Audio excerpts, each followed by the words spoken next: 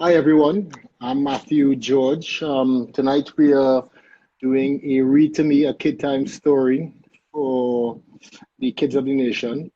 I would like to introduce Felicia Chang. Um, Hi everyone. so tonight the book we are doing is Boysie and Mrs. Leatherback Turtle. I guess the first thing we would like to say is always try for at least this time period for social distancing. The way I'm practicing it is working from home. For the last 2 weeks, I work for Answer McCall as a group senior analyst. We've been working from home. We've been only doing a lot of more Skype meetings, which is helpful. And also, as soon as if you do have to go out when you reach home, wash your hands for 20 seconds and also always try to make sure that you are keeping yourself clean because you don't want to spread anything, any germs if you do have any germs. How about you, Uh, Felicia? How do you practice social distancing? So same as you, Matthew, I've been working from home. So lots of my days are spent just like this now. Either if it's in meetings with like for work, but also to keep in touch with all my friends, to Lime online. Things have changed now, and this is the best way to keep in touch with people and keep each other safe. So it's not about not keeping in touch, but it's about, physically not being in the same space. So same as you, been doing that. And then if you have to go out because you have to buy groceries or anything, washing your hands as soon as you come home, try not to touch your face, don't touch your eyes or anything. 20 seconds, sing happy birthday and wash your hands. That's it. Yes. So again, this is we're doing it for Read to Me. Um, I would actually, I really think this is a great initiative by Elena and Kevin. They reached out to me and my brother about 2 weeks ago. We actually were going to do, Chris and I, my brother, were going to do this together, but they said they wanted to split us up. So it's a really great initiative. I guess it's in this time period you could do as much as you can, and any small things like this would help. And thanks to Elena for pairing Matthew and I, who have never met. So, Not his to, brother no, not got to, ditched, and now we're getting to know each other like this as we tell stories. So, yeah. now we're going to start. I'll be reading first, and Elena asked us to say a little bit about ourselves. So, I actually help families to record their stories. So, grandmas, grandpas, your mommy, your daddy, some of the best stories are told right within your families. The funniest ones, the ones that, what were they doing when they were your age? And so we actually get to record those for people like you, for little people, so that when they get big, they'll have all of those stories saved. So you'll always get to hear grandma's voice. So tonight, we're reading, as Matthew mentioned, Boysie and Mrs. Leather Turtleback, and it's by Britta Rajkumar. So thanks so much, Britta, for sharing your story with us. So here we go. All right. So after a wonderful day of fishing in the friendly village of Toco, Boysie returned home to Grand River. He thought he would make his day even more super by going for a swim in the cool, clear waters of Shark River. The calmness of the water made Boysie smile as he lay on his back, splashing his way against the gentle current. He admired the lush green forest surrounding the river. He watched a green iguana slowly crawl up a branch while seagulls squawked as they dove for fish right in front of him at the Grand River beach. What a perfect day, he thought, surrounded by the most perfect thing, nature. This is life. Boise drifted to the mouth of the river where it met the sea. Boise paused to inhale the aroma of the Pella parents that were busy serving. He heard the children laughing as they played games along the stretch of the beach. He decided, too, that he wanted to swim in the warm, salty water. Boise ran into the sea, jumping through the crashing waves and diving under them, gliding like a fish. He thought he heard a creaky cry, almost a whimper. He blinked. Ahead of him was a jumble of rumble that seemed to be moving. Was that Mrs. Leatherback Turtle in the middle of an ugly mess of plastic nets? Or were his eyes playing tricks on him? Boysie kicked the top, took a deep breath, and swam straight back underwater.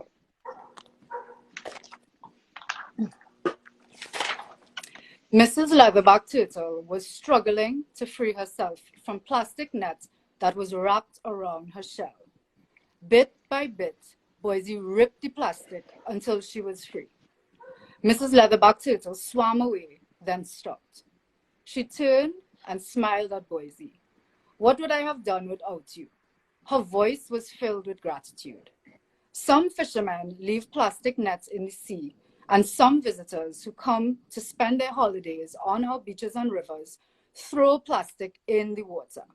My friend, she got sick after trying to eat a plastic bag that she thought was a jellyfish. Mrs. Leatherback Turtle shook her head. Every year I come here to lay my eggs, and until now, I've escaped being caught by this plastic in the ocean. If it weren't for you, Boysie, I might still be trapped, tiring myself out, struggling to get free.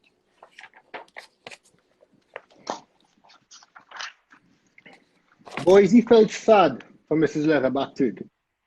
He decided then and there to do something to help her and all the turtles of Toco. I know I will pick up all the plastic I can find on the riverbank and on the beach. After collecting plastic all afternoon, Boysie reached home and dumped his sack of rubbish in the bin. Then he ran straight to the computer. In huge letters, he typed, "No littering." This is exactly what will make things better. When I put this sign on the roadside, everyone will know exactly what to do. Boysie could not wait to put his plan in motion. He believed that his plan to place a sign in the middle of the village for everyone to see was a fantastic idea. My sign will stop littering, and Mrs. Leatherback Turtle and all the other sea creatures will be able to swim without choking or getting trapped again. As soon as he printed the sign, Boysie attached it to a wooden plank. He ran to the roadside and stuck the plank in a hole in the ground. Passers-by watched. What was this little boy doing? Bam, bam, bam! Boysie slammed the hammer down with all his strength to make sure the sign would stay. He stepped back, hands on his hips, gazing at his sign. He beamed when he saw that sign standing strong. Screams of laughter rang through the air. The crowd that surrounded him was trying to catch their breath from laughing so hard.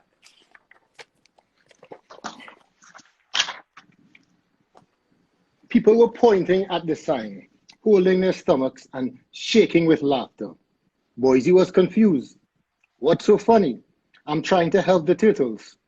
Where did you get that sign? Asked one man, who had tears in his eyes. Did you really expect anyone to see that? No one can even read it, laughed another woman. What does it say? No sitting? Amidst cackles of laughter, another shouted, "Oh, little boy, don't waste your time. You're never going to make a difference."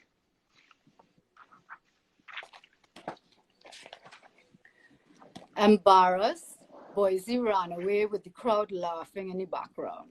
He went straight to Grand River Beach to look for Mrs. Leatherback Turtle. He found her floating in the ocean. Immediately, he felt better because she was so beautiful. When she saw him, she raised her head higher. "Why do you look so sad?" "Mrs. Leatherback Turtle, you won't believe what just happened. I went into the village to post a sign to encourage recycling, and everyone laughed. My feelings are really hurt." "Oh no," Mrs. Leatherback Turtle shook her head and made a clicking sound. "That is so rude. And to think you were only trying to do some good."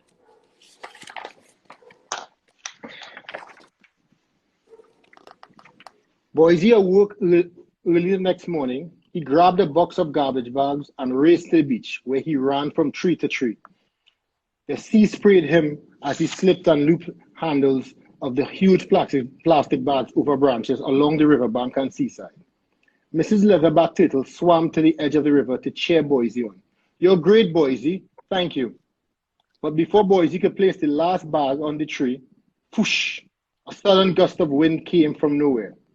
Plastic crackled as the wind whipped the bag off the trees and swooshed them high up in the air. Even the bag in Boysie's hand flew away. Boysie's mouth hung open as he watched the bags blow away. What else can I do? Boysie's eyes filled with tears. Before Mrs. Leatherback Turtle could see, he ran back towards the village. Boysie, wait! He heard Mr. Brown call. Boysie stopped. He liked Mr. Brown, and not just because of the free sweets, but Boysie was not in the mood for sweets. He was upset because he felt unable to help the turtles. So Boysie ran straight into Mr. Brown's arms and hugged him as hard as he could.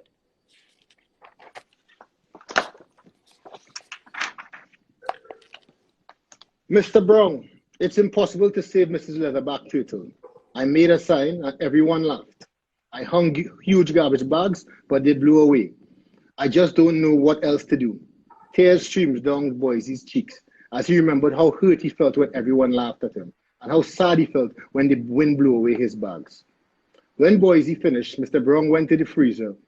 He scooped out a dish of Boysie's favorite homemade coconut ice cream and placed it on the table in front of Boysie.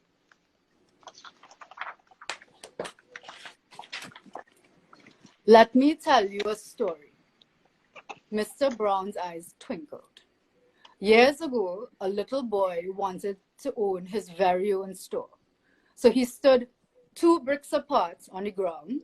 He placed a wooden plank over the bricks to make a table.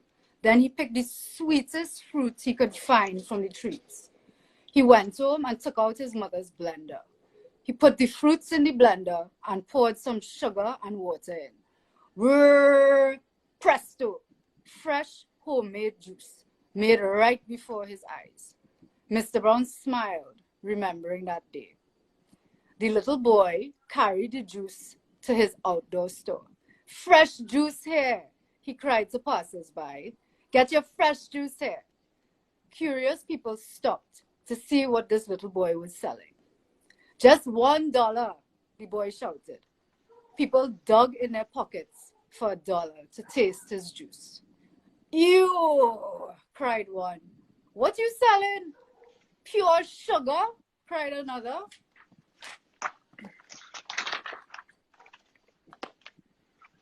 The third person looked with scorn at his glass. I can't believe you thought you could sell this. It tastes horrible. This was all the boy could bear. He threw the juice into the drain and ran home crying. Only because his parents always told him you can do anything he dared to try and try again until one day he had the first grocery in Toco. Wait, Mr. Brown, that little boy was you? Boysie looked at him in wonder. You didn't succeed the first time. Most people don't get it right the first time, Boysie. As you can see, I just don't sell juice now. I sell the best local sweets, freshly baked bread, and exotic spices. Mr. Brown smiled at Boysie.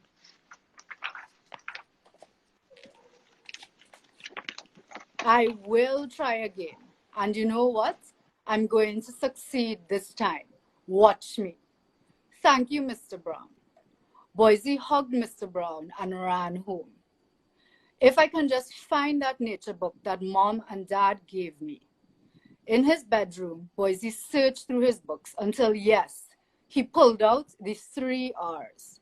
Reduce, reuse, recycle. Inside were pictures of 3 bins, 1 blue, 1 red, and 1 green. Boysie had seen these bins before, but he never knew why they were different colors until he read the 3 R's. Reduce, reuse, recycle. Boysie ran to the hardware and bought some bins. He placed them in different areas along the beach. Boysie looked at the bins, shimmering in the sunlight, and grinned from ear to ear.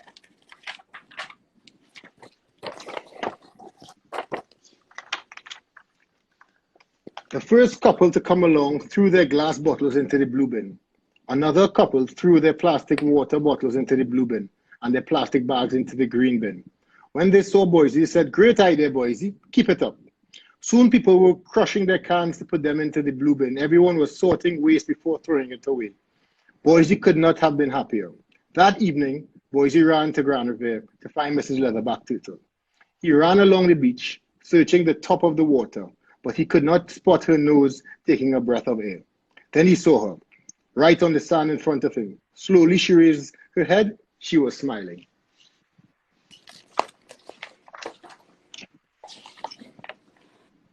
Boysie, you came back, and just in time to see me bury my eggs.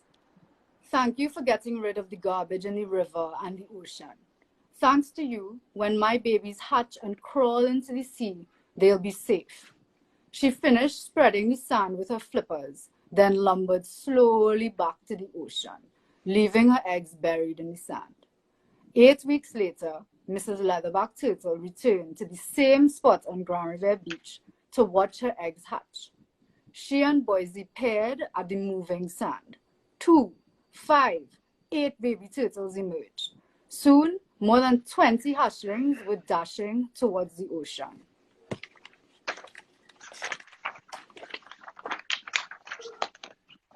The beautiful sight took Boysie's breath away. Mrs. Leatherback Turtle, I am so happy your babies will be the most amazing creatures in the sea. And, added Mrs. Leatherback Turtle, you helped save us. For many years, Mrs. Leatherback Turtle and her children returned to Grand River Beach to lay their eggs. And every day for many years, Boysie splashed in the sea while the turtles swam about. Today, Leatherback turtles continue to migrate each year to Grand River Beach to lay their eggs. You can help the turtles, like Boysie, by throwing all the rubbish in the bins. The end.